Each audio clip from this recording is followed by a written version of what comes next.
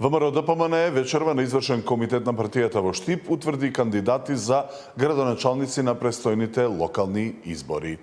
Кои се новите кандидати во живо прашувам Тамара Дичевска.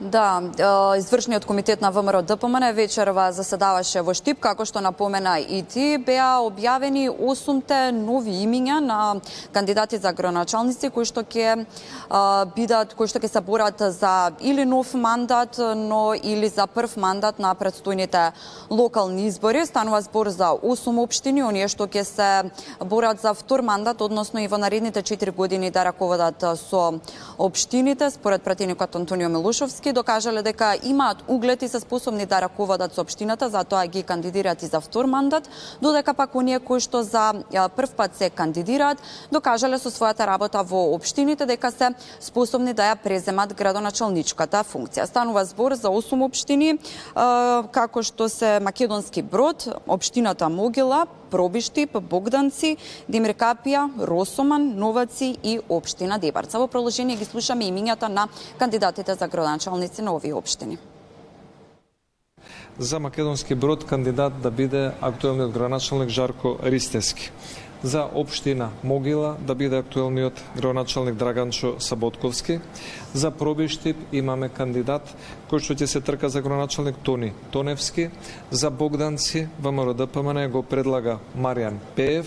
За Демиркапија ја предлагаме Наталија Димитриева. За општина Росоман предлог за кандидат за градоначалник е Ѓорѓи Крстевски. За Новаци Стефче Стевановски и за Дебарца Златко Силјановски.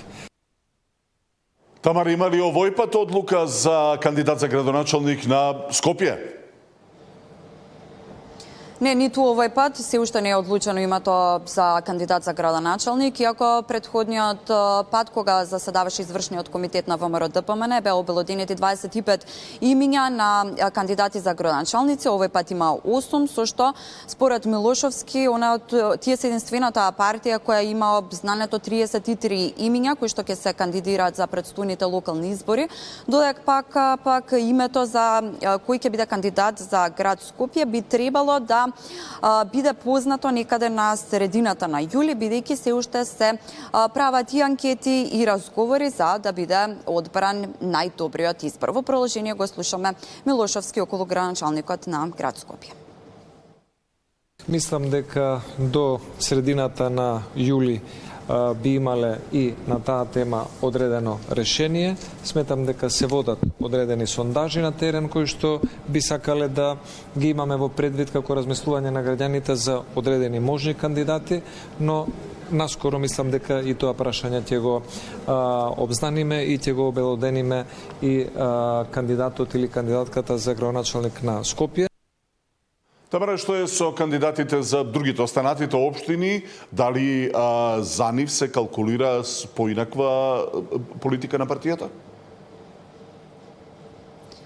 Имињата на останатите кандидати, според Милошовски, би требало некаде да се знаат пред илинденските празници, како што напомена и тој. Се уште се прават анкети и разговори, но пред почетокот на август или до почетокот на август би требало веќе и да биде заокружен и бројот и имињата на тоа кој ќе кандидира во ВМРО-ДПМН за предстојните избори.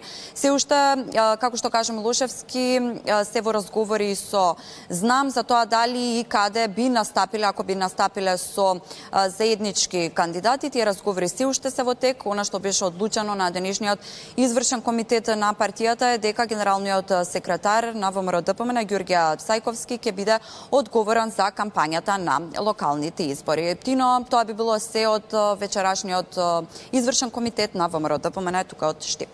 Да, Тамара Дичевска со последните информации за настапот на владеачката партија на локалните избори.